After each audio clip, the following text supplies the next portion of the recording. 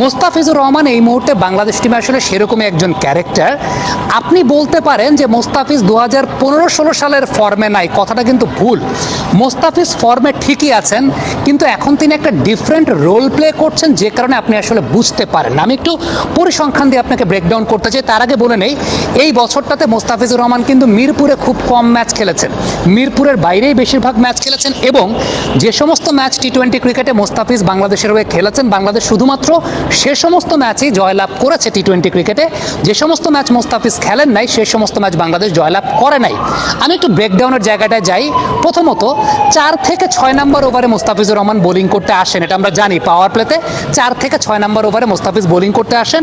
এই 4 থেকে 6 নম্বর ওভারে চলতি বছর মোস্তাফিজের ইকোনমি রেটটা 4.20, 5 ওভার বল করে 21 রান দিয়ে 2টা উইকেট তিনি পেয়েছেন।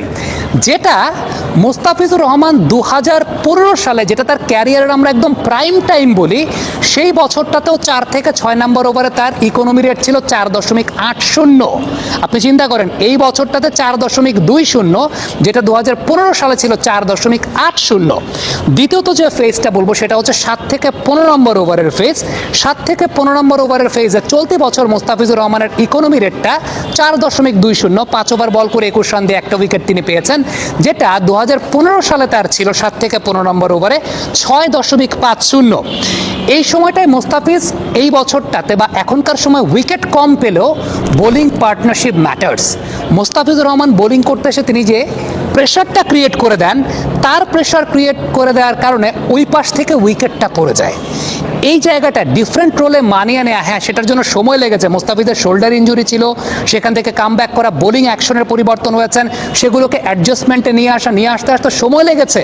কিন্তু মোস্তাফিজ কিন্তু তার কাজটা করে দিয়ে যাচ্ছেন, তার কাজটা রেগুলারলি করছেন। আদারওয়াইজ আইপিএলের মতো মঞ্চে দিল্লি ক্যাপিটালস যখন তাকে দলে নিল, 3টা ম্যাচে তার বোলিং পরিসংখ্যানটা যদি আমরা একটু খেয়াল করে দেখি, প্রথম ম্যাচে 28 রান দিয়ে উইকেট পান নাই, বাট ভালো বোলিং করেছেন দলের সবার মধ্যে।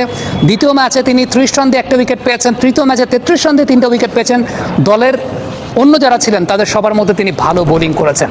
কিন্তু তারপরও আপনার আমার কাছে মোস্তাফিজের মস্তিষ্কে লেগে আছে 2016 সালের বোলিং। এখন 2016 সালে তার বোলিং প্যাটার্ন ডিফারেন্ট ছিল, তার লেন্থ ম্যানেজমেন্ট ডিফারেন্ট ছিল। 2016 সালে তার স্টক লেন্থ ছিল ব্যাটসম্যানের থেকে একটু সামনের লেন্থে, এখন তার স্টক লেন্থ গিয়ে দাঁড়িয়েছে একটু পেছনের লেন্থে। এটাও করতে হয়েছে তার বোলিং অ্যাকশন শোধরানোর কারণে। এবং বোলিং অ্যাকশন শোধরাতে কেন হয়েছে? যাতে তার ক্যারিয়ারটা প্রলং করা যায়। ক্যারিয়ারের প্রথম বছর তাকে আইপিএল, কাউন্টি, ইন্টারন্যাশনাল ক্রিকেটের প্রেশার, ওয়ার্কলোড ম্যানেজমেন্ট না করা, অনেক কিছু করে তার ক্যারিয়ারটাকে আমরা আসলে হুমকির মুখে ফেলে দিয়েছিলাম। যে কারণে পরবর্তী সময়ে বিসিবির কোচেরা তাকে নিয়ে কাজ করেছেন। আমরা